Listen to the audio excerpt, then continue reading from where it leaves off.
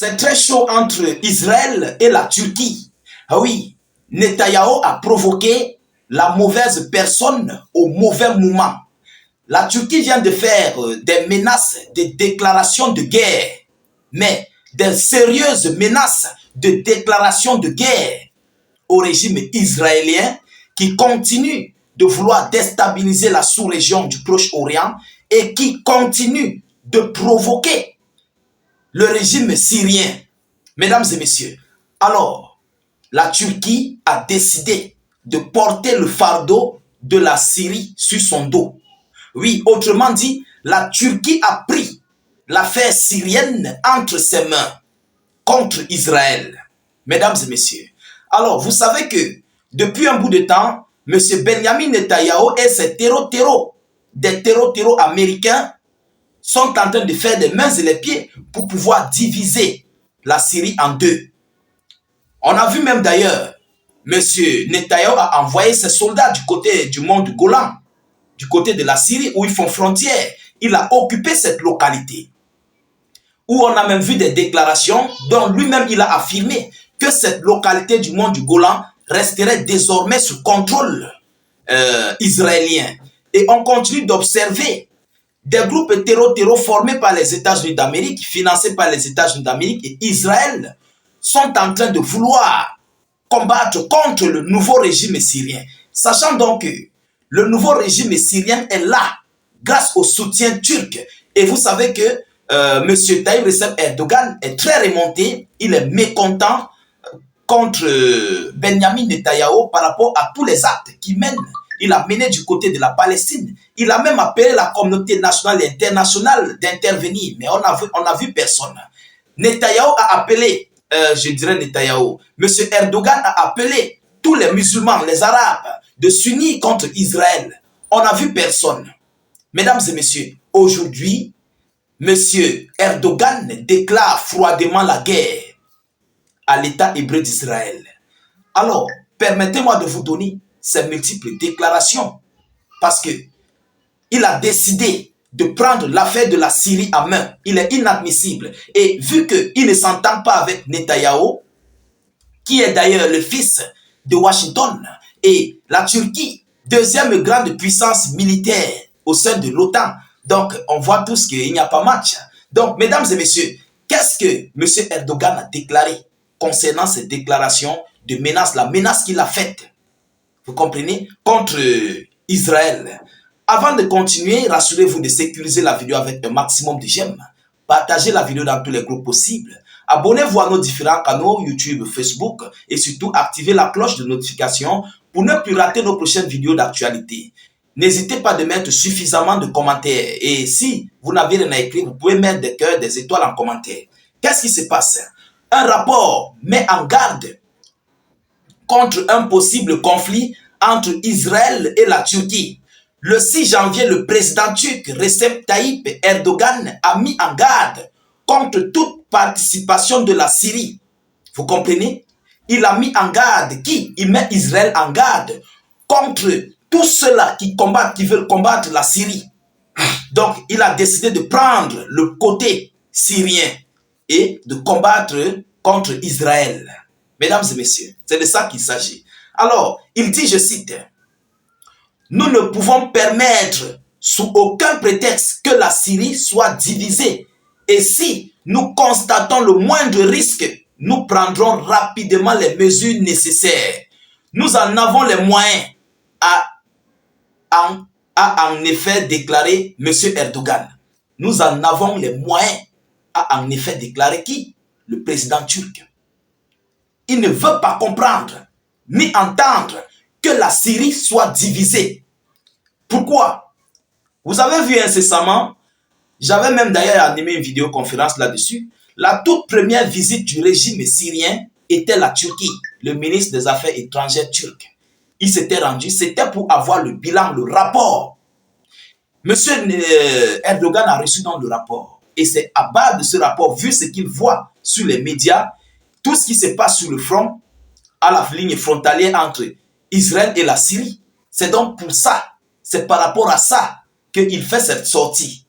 Pour dire à Israël et aux États-Unis d'Amérique d'arrêter non seulement de soutenir leurs terreaux qui combattent le nouveau régime syrien, mais aussi d'enlever dans leur tête de prendre des localités sur le sol syrien.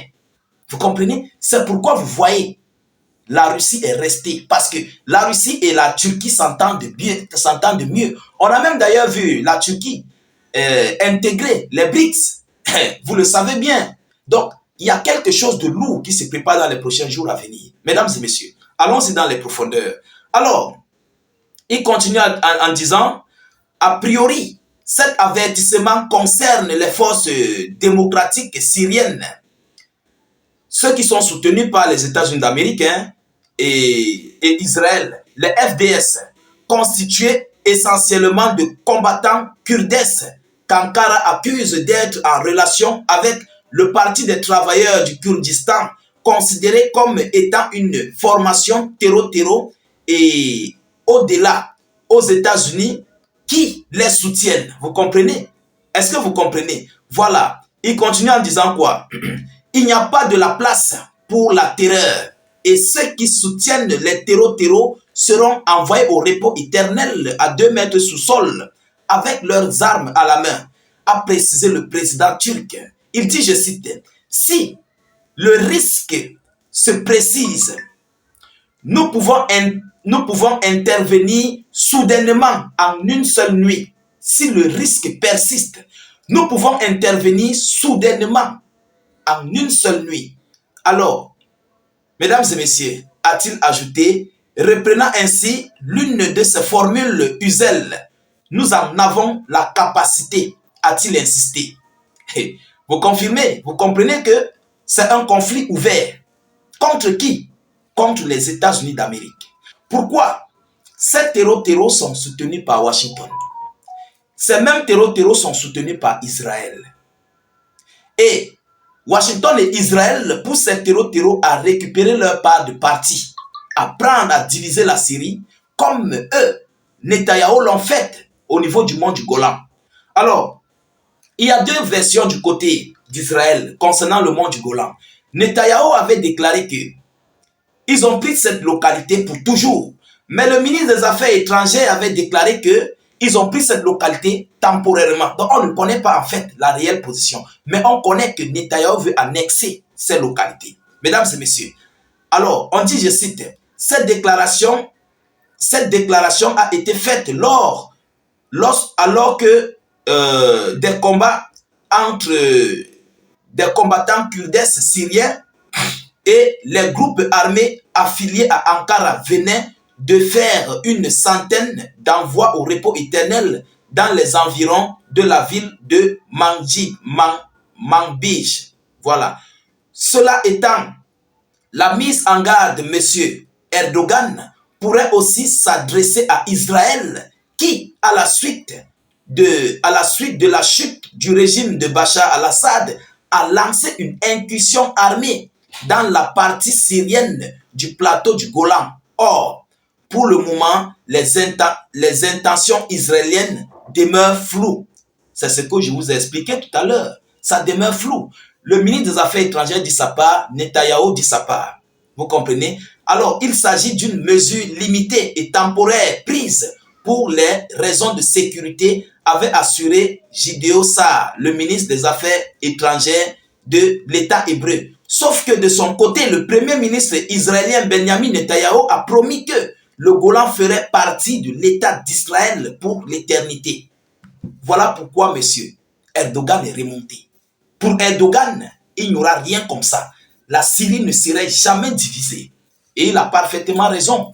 Nous ne sommes plus nous ne sommes plus à l'époque coloniale, nous sommes au 21e siècle. Vous comprenez? Nous sommes au 21e siècle et nous savons.